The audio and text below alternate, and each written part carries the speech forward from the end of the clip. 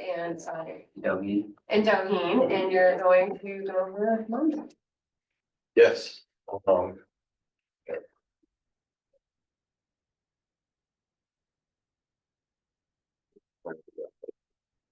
Can I use the mouse, sir?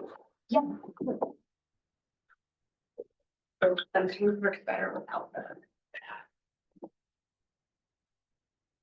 Okay. So, I'm gonna stand up. So M.A.N.D.O was created, about a year and a half, 2 years ago. Before that point, I was kind of living my own life, trying to get my life together, have my family. But as a teenager, I was incarcerated for 4 years out of 7 years, 4 months, which was my sentence.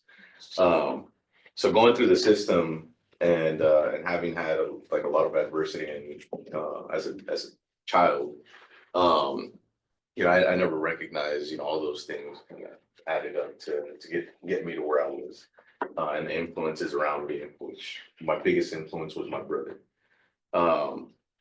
So full circle, having gone through all those different things is what led me to get to this point. But before that, I ran into at Five Below here in Thousand Oaks. I ran into the sergeant, Dylan Alvarez.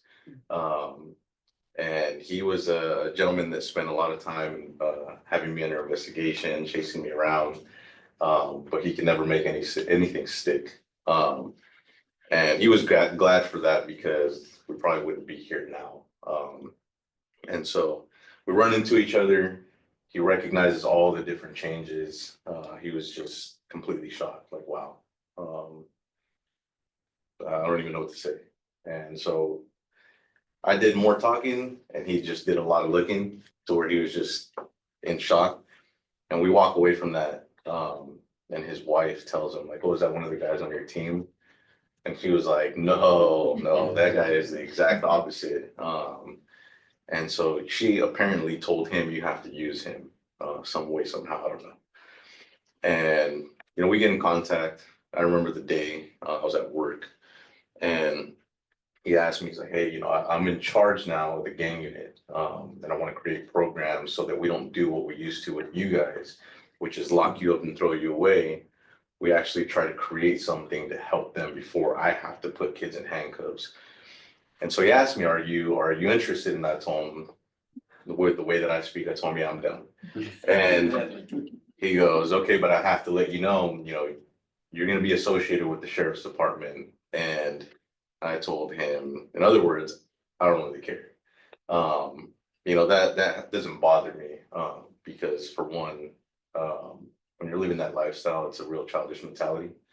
For two, when you become an adult, for myself as a grown man, I don't have time for games like that. And so I don't care about the things that people are saying, just the impact that we're making. So we didn't know exactly what it was going to entail creating a program. We actually ended up going to the GAP meeting, or it wasn't GAP, it was GO at the time. I'm not sure if you were there, Amber, for that first meeting, maybe. But it revolved, having a conversation about youth who were getting in trouble, and it wasn't as big of a scale. But for myself and Felix, who's not here, we noticed, like, wow, there's people who care in the background. We wish we would have had that. And so I did recognize that going into trying to help underneath somebody else wasn't going to let us do the work that we needed to without all the administrative red tape. And so Mike Loth, who's on our board, had brought up one time, well, have you ever thought about starting a nonprofit? And I was like, what's a nonprofit? And he starts explaining it to me, and he goes, the Newbury Park Steelers are a nonprofit for youth, for football. And I was like, okay. So we get the ball rolling with Tim Hagel's help, which, he does everything. We also had assistance from the Social Justice Fund at the time, which helped us cover the legal fees to pay to become a nonprofit, so that somebody would take care of it that knew exactly what they were doing. And then for myself, it was just the trench work. It was, getting with Doheen, it was getting with Felix, walking around Conejo Creek condominiums, Las Casitas, and, trying to find teenagers to speak to that fit the description, right? And we come across the teen club, which when I was younger was in a different, it was actually in one of the condominiums. And now they have like the resource center, right, which is great. So we end up talking to some of the teenagers there, and and it kicks off from that point. Tim gets his permission from HOA and CRP to start using the room on a different day. Um, Fortunately, it's only 2 hours a week, and so we're just like, man, how can we make more of an impact? We work full time, and so it's been like steadily just growing and being patient, um, but trying to make the most impact that we can. And so this is one of our community events that we have on that same cul-de-sac where we just try to bring people together. Um, I think now as I've gone along, um, going from being a gang member and only seeing the perspective of one to going full circle. I've been in a room with a kid after he got stabbed, and I've seen his family and the pain they were going through, having to endure all that. That kid was from the Thousand Oaks side, which when I was younger were my enemies. And so seeing that picture come into my perspective, like, wow, I didn't recognize when I was younger, we were doing that stuff to other people. This is what it looked like on the other side.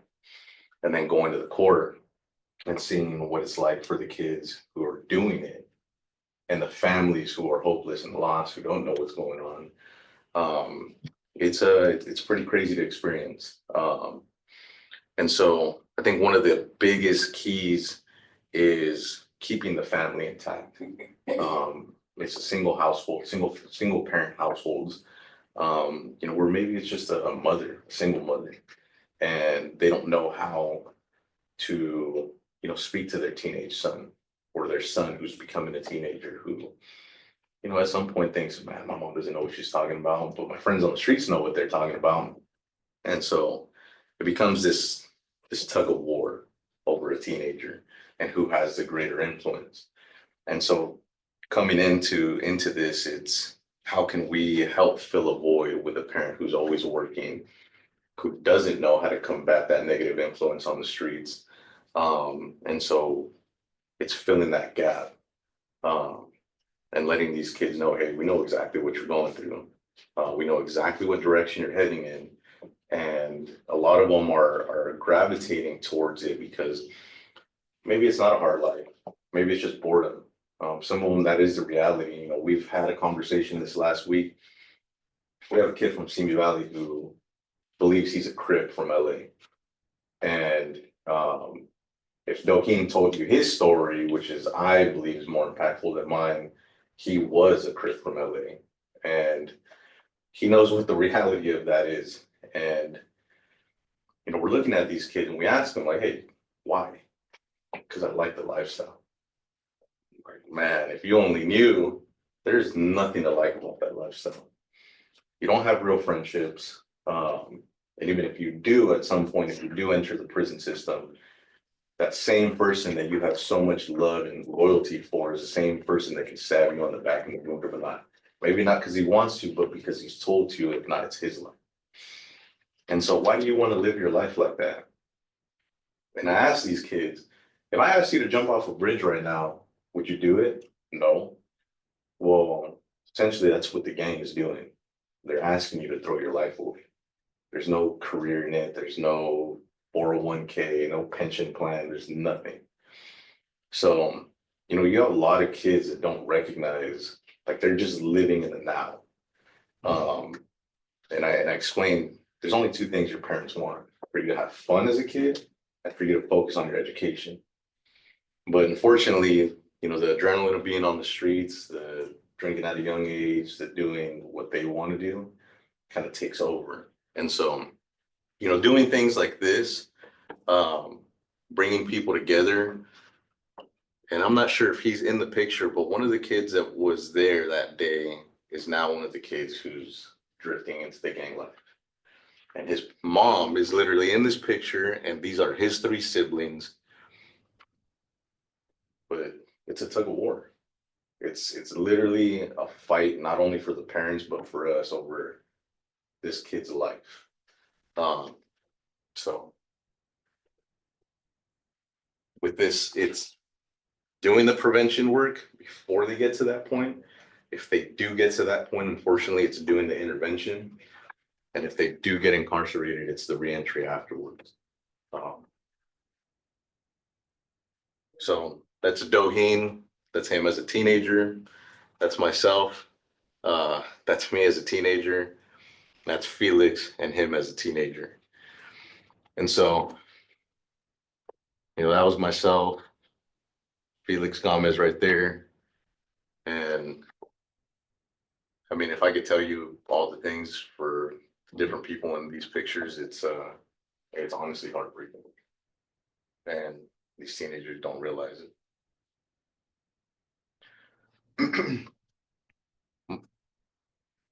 The people on this side of the picture, including these two right here, are all dead. These two right here and these over here are friends of mine that are all doing life in prison. They didn't catch life sentences or die as adults. That was all as teenagers. And it's sad. And that right there is what I was asked in an interview one day. Why do you do it? Why do you get paid or not paid? Because of this, because of what's at stake. All of these kids have the potential to become this if they do not stop. If we don't reach them at this pivotal moment as a teenager, this is the reality that they will face. And we are trying to prevent that.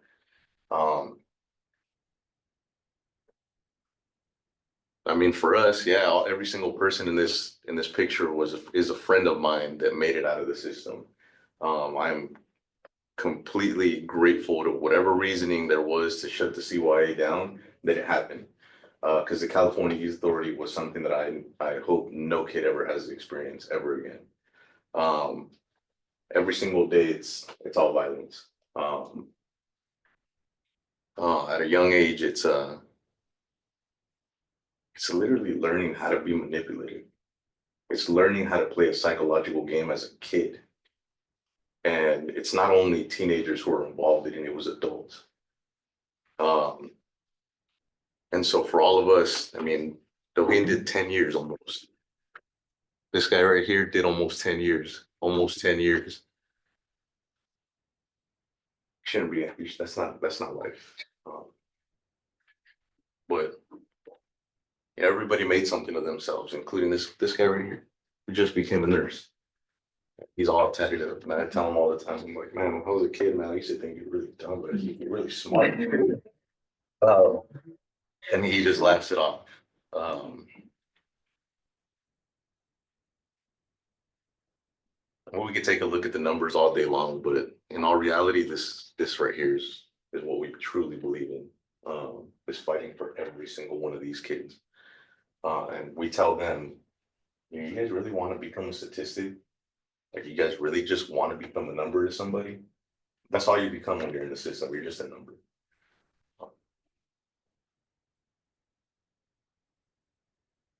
So for us, it's honestly creating a safe place for them to be vulnerable, because they don't know how to express themselves. And so, having been in that situation as a teenager, and I know Doheen probably has his own way of expressing himself, but I learned how to express myself through poetry when I was in the system. And even bringing something like that to them, one of them was like, hey, I'm not going to write a poem, but I'm going to write a song. And when he wrote that song, you can hear the pain. And so, that opens up different outlets for them to be able to express themselves so they don't feel like going about things the wrong way is a form of expression they need to go through. And in all reality, like what I explained right now is one of the biggest things is getting them to believe in themselves. There's a barrier. They have a barrier put up in front of them where they, unless you look or speak like them, they don't care. And because we've been there, it's like, hey, we've been there. You don't need to stay there. And once we get them to understand that, then come the resources and the people that we can do a soft handover for, whether it's higher education, whether it's trades, whether it's career planning and placement, whether it's all the different things that take time to build, but we're trying to build towards that so that when they are ready and they become fully understanding that, hey, there is something out there that's meant for my life, and we can facilitate that.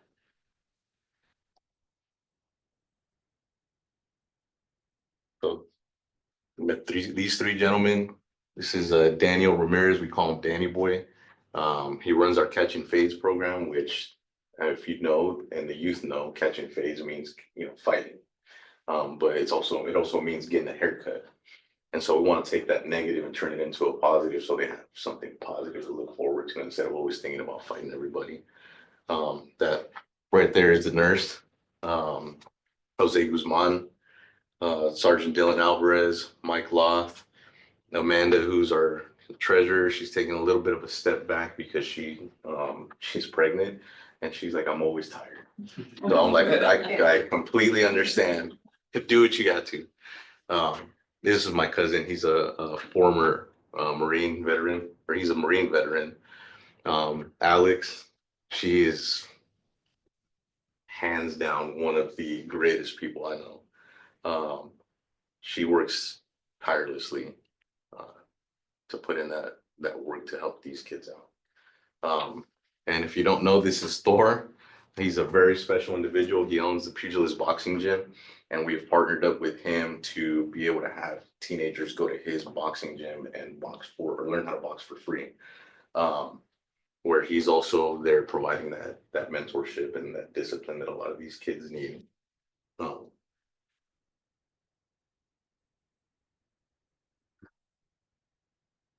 So the range is, now we have an 11-year-old in the program, and we look to expand up to at least 24, 25 years old, because in reality, when you're that age, you still don't have it together. You're still trying to figure it out. So we want to make sure that, some of these young adults don't start drifting in the wrong direction because they just don't have the resources or the help to get things done. The youth in the underserved communities like Warwick, like St. Charles, like, Creek, off of Los Feliz. We don't just serve Thousand Oaks and Newbury Park, we serve all of Ventura County now. Through the reentry and the partnership we have with the juvenile facility, we have kids coming from the farthest point of Oxnard right now, all the way to Ventura. So I think that Newbury Park and Thousand Oaks, if we can probably all agree on this, is one of the most beautiful cities anywhere. It's peaceful, and it's a perfect environment, or the perfect place for these kids to have somewhere to be without having to look over their shoulders and worry about somebody coming up the street and shooting them. And that's what, specifically this kid was getting out of it. He was from Colonia and Oxnard. You don't have to worry about that. And I know that. He doesn't know that. He just knows that there's like a sense of calm. It's for a reason. Because if you try to change him in his environment, good luck. He lives in the heart of his neighborhood. So I think long term, it's having this be almost like the center location for kids to actually have a place to have hope. And before, when I used to represent, CVLS, there was a wrong type of pride in what I was representing my town, my city. But now doing this, it gives me like just this pride to do things the right way and give these kids a place they can come to where they get the most out of it. All the different organizations, probation, law enforcement, foster care, is one we have to tap into, but it's something that's been brought up.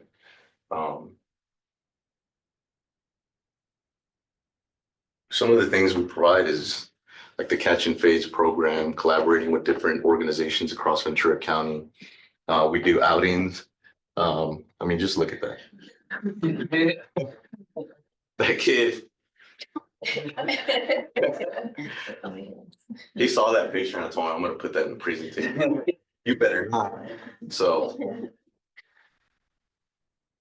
the unfortunate part about that life is he was doing so good and something from his past caught up and he's looking at 4 to 6 years now. And every single Sunday when I go in there to speak to him, he's just like, man, I was doing so good. And someone, unfortunately, that's the part of that lifestyle that sucks, is you can do things and you may want to do better at some point, but sometimes your past comes back to haunt you and you just got to deal with it.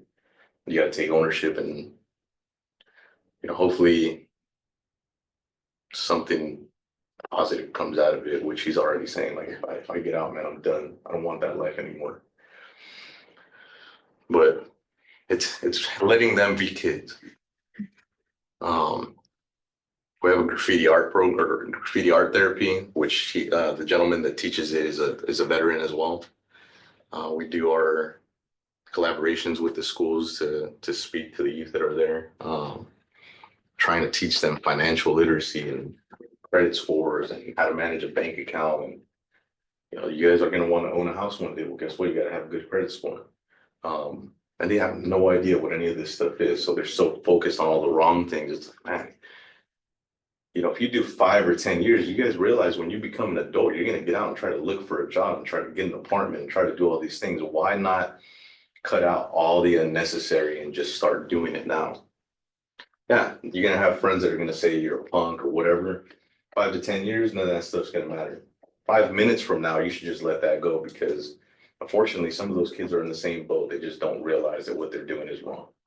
So trying to give them all the skills that they need and tools that they need to succeed.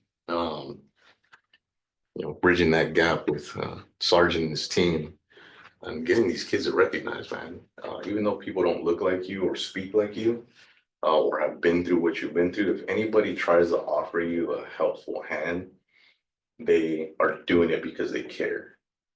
Because a lot of these kids dismiss people. They're like, hey, you don't know what I've been through. You don't know what you're talking about. They don't have to. They just know there's a right and a wrong. And if they're trying to show you the right way or give you a outlet or resource to lead you in the right direction, that's all that matters. So more of what we're doing. I mean, teaching them how to at the office, teaching them how to run cable. And they're like, what happened? Why didn't you take me on Sunday? I'm like, I'm not gonna lie to you. If I keep trying to do that every time I go, I will never finish. And so, but they're learning it and they're excited. And him specifically, he wants to work. He's a hardworking kid. The day of the car wash, he was everywhere. And getting them to express themselves. This one right here, these two right here are, I've heard this kid have a conversation about how multiple times he's been shot at in Oxnard. 17 years old, that is his girlfriend. They have a 1-year-old daughter together. And he just wants better. He wants to become an architect. And being in this place, he has the calm and the peace to be able to think about those things and us actually plan for it. This one, on the other hand, about 14, 15 years old, and that kid, if I do not keep him on the straight and narrow, he will hurt people. But when he's here, he is incredibly calm. He's incredibly respectful, and he is a kid. And so it's the unfortunate part is just the environments these kids are in. Gentleman, Art Mortel, I'm not sure if you're familiar with the name, asked me, what do we have to do? How do we change the community? Tell him, well, these communities that a lot of these kids are coming from they're ghetto, right? They're low income, they're underserved. It's not anything that's nice to look at. So what if we change that? When we start putting money into that place to beautify it, right? I was like, then you take away what the hood feels prideful in, is it being the projects or being good, and you allow kids to come outside and feel good about where they live, not be embarrassed anymore. Well, that's how you slowly start to make that change. And then you start bringing the families together and you give them places to be together and focus without having to worry about work and things like that. They're just focused on themselves, on the family, and having a good time. So all these kids working hard on this truck. This one right here, he's from Thousand Oaks, the one that lifted him up. That's a big boy too. He's about 15 years old. It's Oscar said one. So trying to give them a place where they don't, like I said, they don't got to worry. You know, this is a Goodwill Services in their next gen program coming through, and they were all engaged in that because they all want to work, and working keeps them busy. And if they're not doing good in school, guess what? Let's go look and see if we can put you on a contract. So that way you can focus on your grades while also working, but you got to make sure that you're maintaining your grades. Same thing we do with the boxing program. They sign a contract. And if your grades start dipping or you start getting in trouble, guess what, man? You know, there's going to be consequences. You enjoy the boxing, you got to put in the work, not just in the ring. So that was our last outing where we took about 26 of them to Six Flags. It was incredibly fun, but it's hard to manage that many kids. And so I think we almost like took over Toppers in Valencia with how many like, tables we had to take. Because in total it was like 42 of us. So it was fun though. And if we don't succeed, I just got that last night. This is within the last 2 weeks.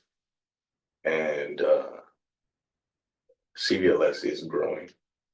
And that is a problem. You know, there's kids in this picture that are about 12 or 13 years old. It's not even high school anymore. It's middle school. And it's not the middle school kids where they were just like kind of dabbling and now they want to full-fledged be involved.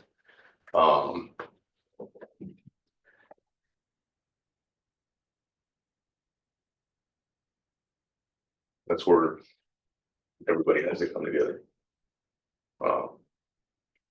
I'll do the dirty work all day long, every day.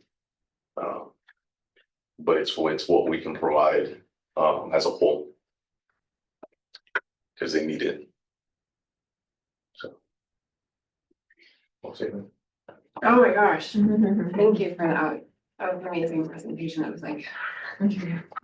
I think Doheen was Yeah, gonna. please, go ahead. I'll say a few things. My name is Doheen Pratt. I'm from Los Angeles County. Grew up in Compton, Carson, South Central. When I was 12 years old, I joined the gang. It was just my mother and 5 kids. She had a lot on her plate, and I wasn't the I guess best kid on the block. I went to school. Well, in 2nd grade, I got put in special education because I didn't know how to read or write. My self-esteem was very low, and it was just hard for me to express that. So going into the streets and being around the wrong people, the gangs gave me a type of a sense of like a way to let out my anger with fighting, with drinking, with doing drugs, and it gave me that different identity, gave me a new name. I had a whole bunch of friends I didn't have. But to go back before I joined the gang, I was in special education. I would run out of class as soon as the bell rings and nobody would see me. I would put a jacket over my head so when they walked past, they wouldn't see me in the classroom. I really didn't like school because of it, and I stopped going and I just went left. I got put on the gang. Very young, very small. I'm short now, so imagine I'm 12 years old. I'm like right here, and I'm just a baby. I didn't you know, didn't know better. And dealing with the gang, and I didn't need to do the things that I was doing, but I was um, going to people's houses and while they weren't there and take things, and I'll get caught up, go to camp programs. The gangs told me, you're going to go to jail, and you're going to fight a lot, so be ready. And I'm like, I'll fight. I'm down. And I was just a lot of anger just built up in me that I just wanted to release, and they gave me the opportunity to do so. In 2005, I was picked up for a crime that I didn't commit. And I thought that I was going to beat the case and go home. But I end up getting found guilty, and I got sent to the California Youth Authority, which I had to serve almost 10 years. And that's where I met Marcos. It was hard for me in there doing time for something I didn't do. And even when I got out, it was hard because I feel like no one really understood, and I lost family members. They thought I was this type of person, but I was dealing with a certain type of energy, and I take full responsibility for that. But me going down and doing all that time, it was just hard for me. And getting out, it was even harder because I still didn't know how to read or write. I didn't know how to drive a car. I never went on a date. The world was just weird. And meeting up with Marcos and him telling me about this program that he wanted to start, I was super down. I'm like, let's do it. When we started, I've been out 9 years, maybe 9.5. And like even seeing those pictures of the guys that are incarcerated or that got murdered, it makes me emotional because a lot of those guys are my roommates. And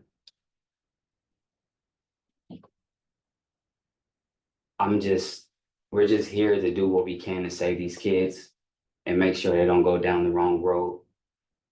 And I've been there. I know how it feels to not be able to express myself and not thinking I'm stupid and I'm not a smart kid. Like, I've been there, so we just want to be, big brothers, father figures. We want to help out as much as we can. And yeah. So I think that's all I got. But I appreciate you guys for seeing us, and we're on a mission. I'm coming all the way from North Hollywood out here every week to work with these kids. Hopefully I can come out here even more, and it's worth it. It's worth it. Being with those kids they're so cool. And I'm glad they're even open up to us because they know that we've been in their shoes. And yeah, that's it. I'm sorry. That's it. Thank you.